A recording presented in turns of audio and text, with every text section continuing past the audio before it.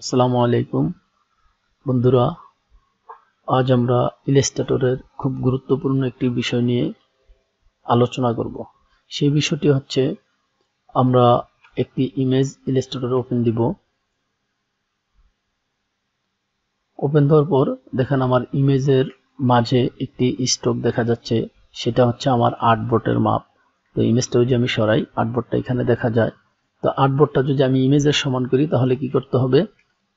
সেটা করতে হবে যে আমার আর্টবোর্ড টুল থেকে আমি আর্টবোর্ডটা সিলেক্ট করব। সিলেক্ট করার পর আমার আর্টবোর্ডটা সিলেক্ট হলো।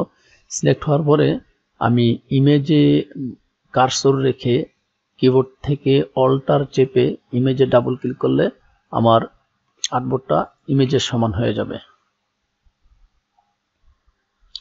ওকে, তো এখন আসি আমরা মূল আলোচনায়। সেটা হচ্ছে আমরা যে ইমেজ ট্র্যাক করি, যে ইমেজ যে ট্র্যাক অপশনটা আছে, এখান থেকে আমরা ইমেজ সাধারণত ট্র্যাক করি হাই ভার্সন এবং লো ভার্সন অথবা ব্ল্যাক অ্যান্ড হোয়াইটে। তো আমরা যদি কালারফুল কোনো ব্যাকগ্রাউন্ড ট্র্যাক করি তাহলে সেই ব্যাকগ্রাউন্ডের মাঝে যে আমাদের সাদা যে অংশটা আছে, অনেক সময় দেখা যায় আমরা স্কাইটা ফেলে দিই, বা সাদা কোনো অপশন থাকলে সাদা অপশনটা ফেলে দিই, বা অন্য কোনো কালার ব্যাকগ্রাউন্ড থাকলে ব্যাকগ্রাউন্ডটা ফেলে দিই। তো ব্যাকগ্রাউন্ডটা ফেলে দিতে গিয়ে আমাদের অনেক সমস্যা হয়, অনেক ঝামেলা হয়। সেই বিষয়টা নিয়ে আজ আমি আপনাদের সাথে আলোচনা করব, বা সেই কাজটা দেখাবো কিভাবে আমরা সহজে ব্যাকগ্রাউন্ডটা রিমুভ করতে পারি। সেটা হচ্ছে আমরা ইমেজটাকে যদি ফার্স্টে লো ভার্সন অথবা হাই ভার্সনে কনভার্ট করি। আজ আমি লো ভার্সনে আপনাদেরকে কনভার্ট করে দেখাই। আমি লো ভার্সনে কনভার্ট দিলাম।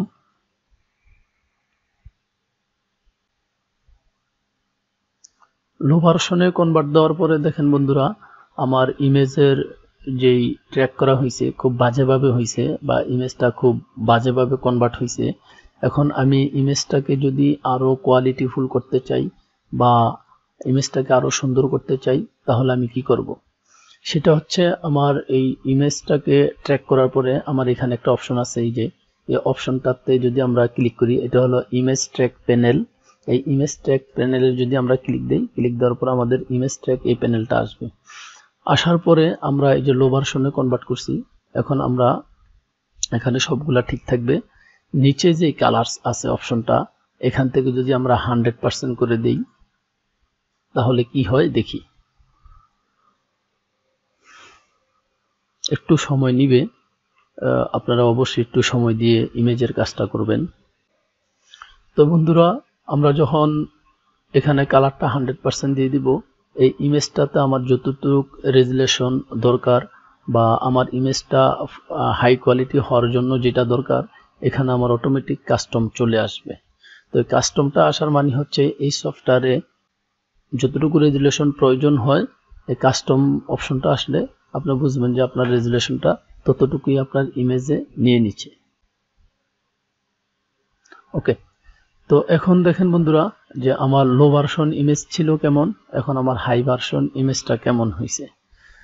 তো এখন আমরা ইমেজটাকে দেখুন, আমাদের রিয়েল ইমেজটা যেমন ছিল প্রায় এখন কনভার্ট করার পরে আমাদের ইমেজটা সেম তেমনই আছে।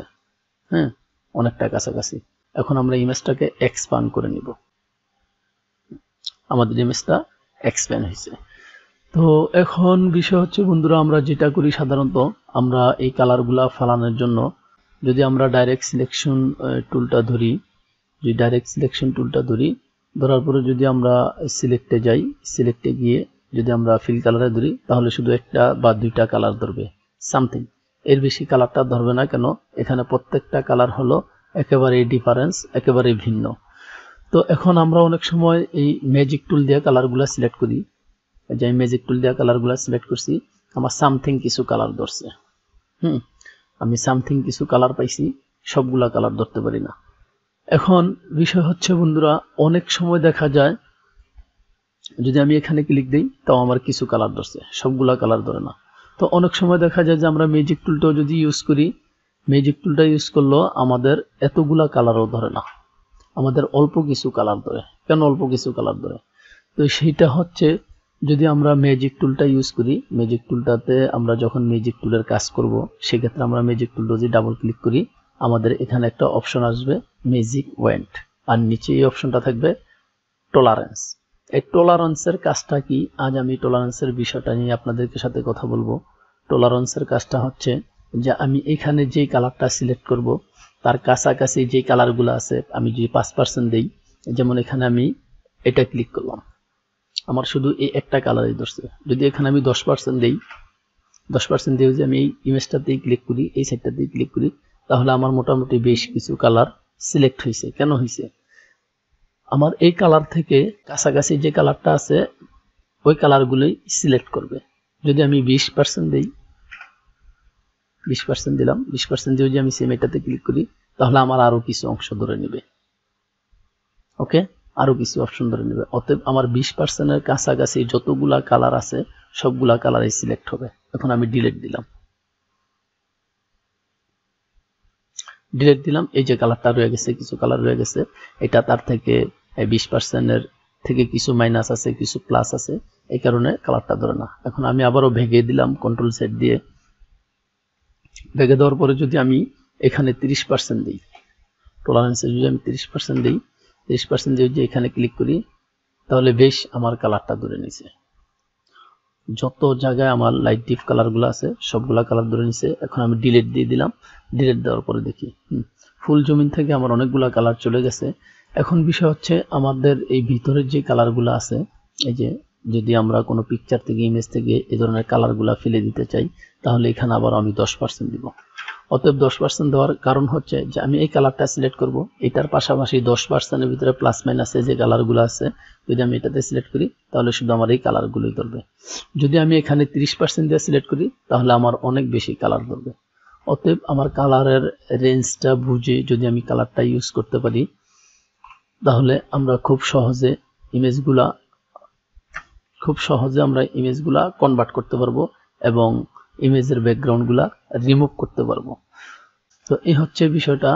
যদি এই যে এটার ভিতরে আরো কিছু অংশ আছে, এই কালার অপশনটা আছে, যদি এই কালা অংশটাও আমি ফেলে দিই, এখানে ক্লিক দিলাম, এই কালার যতগুলো আছে সবগুলা সিলেক্ট হবে। আমি যদি ডিলিট দিয়ে দিই, সব চলে যাবে।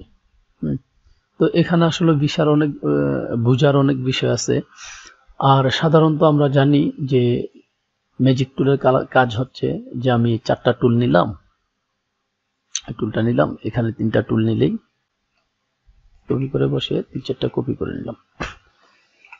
এখন এখানে আমার কিছু কালার দেওয়া আছে, এটা আছে আমার যে কালার, এটা থাকবে একটু ডিপ, বা এটা থাকবে একটু অন্যরকম, এটা থাকবে আরেক রকম, এটা থাকবে আরেক রকম।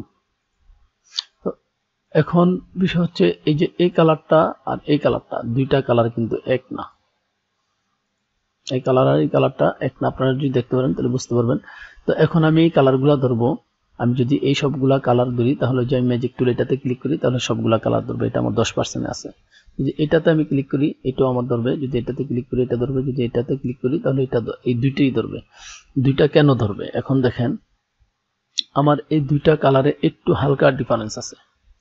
আমি এই ডিফারেন্সটি আপনাদেরকে বোঝানোর জন্য এই বিষয়টা ধরছি। এই দুইটা কালারে হালকা ডিফারেন্স আছে। তো ডিফারেন্স থাকা সত্ত্বেও যে আমি এটাতে ক্লিক দিই, তাহলে কেন ধরবে এই দুইটা? আমরা তো জানি ম্যাজিক টুল দিয়ে আমরা যে কালারটা সিলেক্ট করব ওই কালারটাই ধরবে। যেমন আমি এটা সিলেক্ট করছি, আমার দুটোটা কালারই ধরে নিচ্ছে। দেখেন, দুইটা কালার কিন্তু ডিফারেন্স। এই দুইটা কালারই আলাদা আলাদা। আমি এটাতে নিলাম, নেওয়ার পরে এটাতে সিলেক্ট করলাম আর এই টোটাল কালারটাই ধরে নিছে। কেন ধরে নিছে? আমার টলারেন্সটা 10% আছে।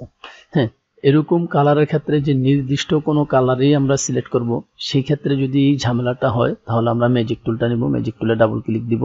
ডাবল ক্লিক দিলে আমাদের টলারেন্স অপশনটা আসবে, এখানে আমরা 0 করে দিব। 0 করে দিয়ে যে এখন আমরা এটা ক্লিক করি, তাহলে শুধু এইটাই ধরবে। যদি আমরা এটা সিলেক্ট করি, তাহলে শুধু এইটাই ধরবে। ওকে, এই হচ্ছে আমাদের ম্যাজিক টুল এবং টলারেন্সের বিষয়। তো আশা করি বন্ধুরা, আমি যে বিষয়টা আপনাদের সাথে শেয়ার করতে চাচ্ছি সেই বিষয়টা আপনারা ভালোভাবে বুঝছেন। তো বন্ধুরা, যদি আমার ভিডিওটা ভালো লাগে, তাহলে অবশ্যই আমার চ্যানেলটা সাবস্ক্রাইব করবেন, আমার ভিডিওটিতে একটি লাইক দিবেন এবং ছোট্ট কিছু কমেন্টস করে আমাকে উপকৃত করবেন। আল্লাহ হাফেজ, ধন্যবাদ।